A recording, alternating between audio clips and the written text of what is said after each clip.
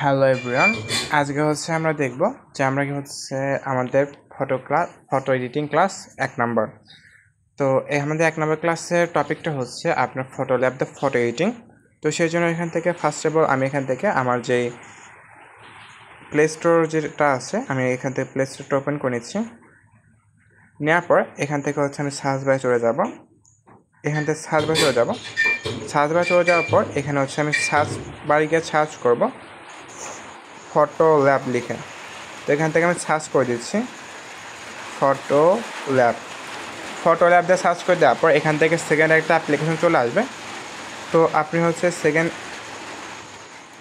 এখান থেকে আপনি সেকেন্ড অ্যাপ্লিকেশনটা ওপেন করে নেবেন, মানে ইনস্টল করে নেবেন। যেহেতু আমি ইনস্টল রয়েছে তো আমি এখান থেকে ওপেন করে দিচ্ছি।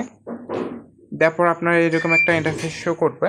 তো এখান থেকে ফার্স্টে আপনার একটা মানে পারমিশন চাইবে। তো আপনি ফাঁকা বক্সটা ফিল আপ করে অ্যাগ্রিতে ক্লিক করলে আপনার বক্সটা ফিল আপ হয়ে যাবে। তারপর সার্চ বারে যাবেন। যাওয়ার পর এখানে আপনার সব ছোটাতে মানে যদি ছেলে হয়ে থাকেন তো বয় লিখে সার্চ করবেন, আর মেয়ে হলে গার্ল লিখে সার্চ করবেন। তো যেহেতু আমি বয়, তো আমি এখানে বয় লিখে সার্চ করে দিচ্ছি। বয় লিখে সার্চ করে দেওয়ার পর এখানে দেখতে পাবেন অনেকগুলা ট্যাম্পলেট রয়েছে, কিন্তু আমরা এখান থেকে যে অ্যানিমেশনের যে ট্যাম্পলেটগুলো আছে আমরা অ্যানিমেশন ট্যাম্পলেটগুলো নিব না। আমরা সবসময় এখান থেকে যে সিঙ্গেল পিক যেগুলো রয়েছে তো আমরা এখান থেকে সিঙ্গেল পিকগুলো নিয়ে নিব।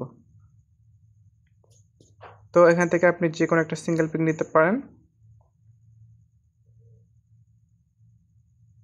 তো সাপোজ আমি যে এটা নিয়ে নিচ্ছি।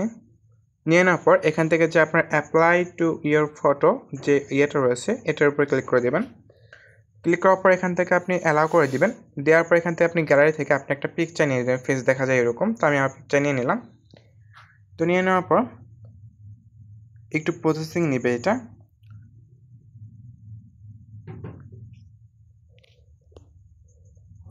নেওয়ার পর প্রসেসিং হওয়ার পর হয়তো বা আমার স্ক্রিনটা একটা অ্যাড আসবে, সে একটা আপনি ক্লোজ করবেন। করার পর হয়তো আমার স্ক্রিনটা আপনার ব্ল্যাক হয়ে গেছে, কারণ এটা একটা প্রাইভেসি অ্যাপ। তো এখান থেকে আপনি স্ক্রিন শেয়ার বা করলে সেটা দেখা যায় না।